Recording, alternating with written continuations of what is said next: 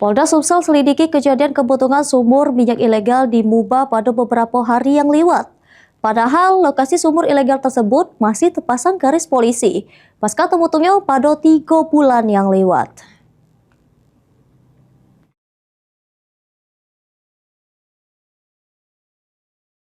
Kemutungan sumur minyak ilegal ini terjadi di kawasan Keluang, Musi, Banyuasin pada Minggu 1 Februari 2026.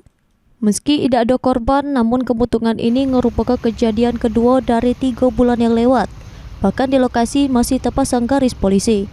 Dari informasi yang didapat, sumur minyak ilegal tersebut diduga dikelola oleh DN yang masih juru daftar pencarian uang. Aktivitas pengeboran sumur minyak sempat stop pasca kemutungan. Wah, ini diketahui dioperasikan lagi oleh anak DN ialah berinisial IT. Terdapat 8 sumur yang dibuka lagi serta dijalankan oleh keduanya. Pengeboran berjalan masif dengan sedikitnya 3 unit mobil truk tangki keluar masuk lokasi ngangkut minyak setiap hari. Preventifnya dalam hal ini tetap saya lakukan sosialisasi kepada masyarakat betapa bahayanya kalau sumur itu bisa meledak, dan pelakunya sampai saat ini lagi dikembangkan, lagi dilirik oleh dari Polres Muba. Tidak ada korban berarti Pak Dini? Kalau hasil keterangannya tidak ada korban.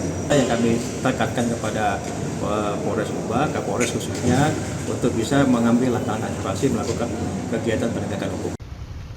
Api Sudem dipidam ke, ini polisi lakukan penyelidikan dengan memeriksa saksi serta ngumpul ke alat bukti di lokasi. Mulyadi, PAL TV.